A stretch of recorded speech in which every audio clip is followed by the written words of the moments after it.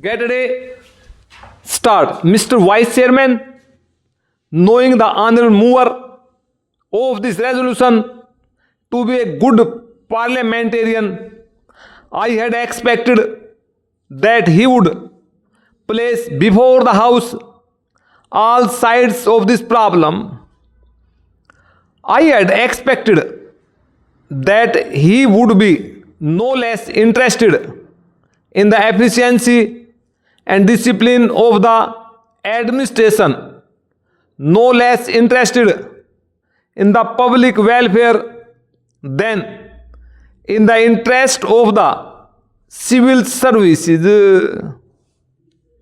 But I am sorry to observe that he has taken only one view of the matter, namely the interests of the civil services alone.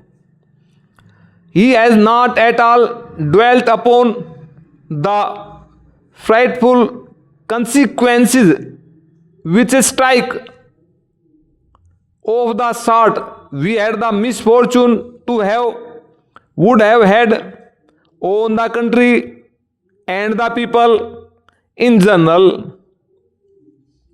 He has spoken, no doubt, in measured tones, unlike the honored member who sat to his right in the morning and who raised a shout, wanting to make up by sound what his arguments lacked in force.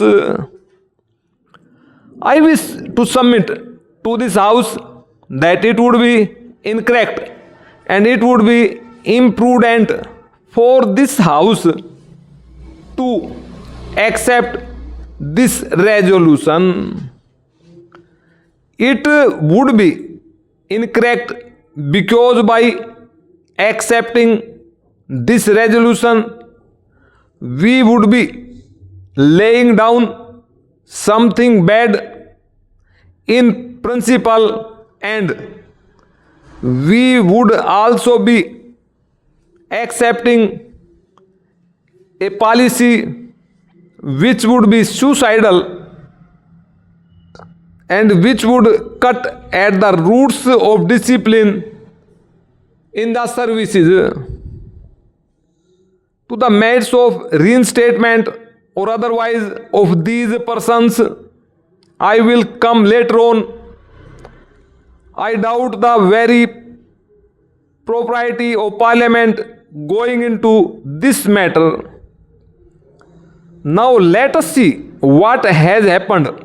Whether right or wrong, departments have taken up the question of these strikers, those who took part in the strike, those who indulged in disobeying the ordinance. Several cases of sabotage and intimidation, including criminal ones, have been gone into, and the authorities have taken some decision. In some cases, the government have taken decision. In some cases, the government have taken the decision, and in some cases the departments have taken the decision. Now would it be right for Parliament to intervene, to interfere with these decisions? Suppose we do that. Suppose Parliament interfered with the decisions taken by the government or by the heads of departments tomorrow. With what face and with what authority can the head of a department extract service from his subordinates? This is the question which the honorable, the mover must see, and also the other honorable members who have spoken in support of the resolution. Para. Unemployment is mounting up and we have not been able to generate enough employment opportunities to provide even for these people who are entering the labor market today, perhaps to the extent envisaged during the 10th plan.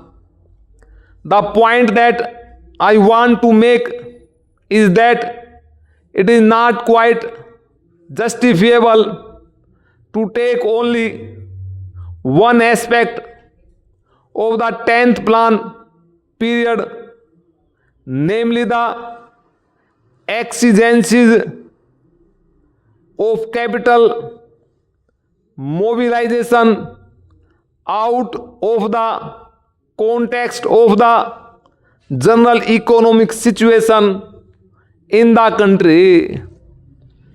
When we are therefore making this huge tax effort, we will have to apply our mind with equal seriousness, if not more, to see that the income generation in the community is as great as is envisaged, so that the savings and investments could be affected without disturbing unnecessarily the consumption pattern in the community.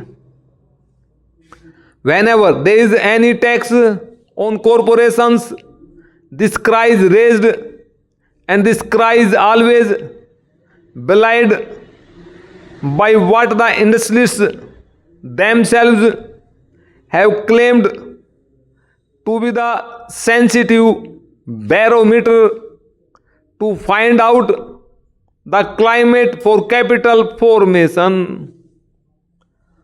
I mean, the stock exchanges. This time, the stock exchanges have reacted quite favorably to the budget proposals as a whole, which clearly shows that whatever else may be the merit of the present budget proposals, it is certainly not anti-capital. Last year also, the stock markets boomed up after the taxation proposals were announced. This time, though they were a little hesitant at first, ultimately I think they have realized that there is nothing wrong with the taxation proposals, and they are now merrily mounting up. This is quite natural, because there are so many benefits and advantages in our economy today that it is not difficult for the corporate sector to absorb a small rise of 5% in the corporation tax, which has been proposed by the Honorable Finance Minister.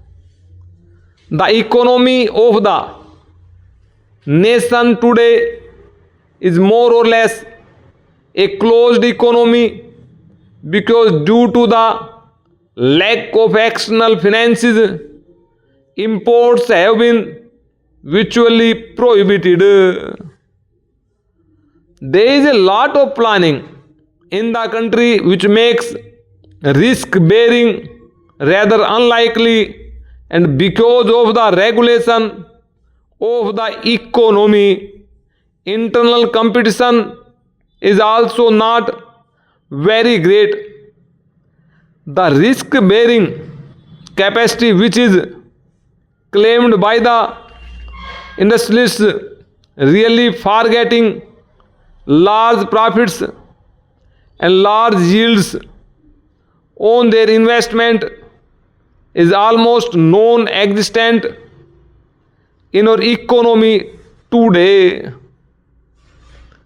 Our markets are expanding very fast, and the money generated is much more than the production of commodities, with the result that there are shortages is almost every commodity. It should not be difficult for the industrialists to absorb the small rise of 5% in the corporate tax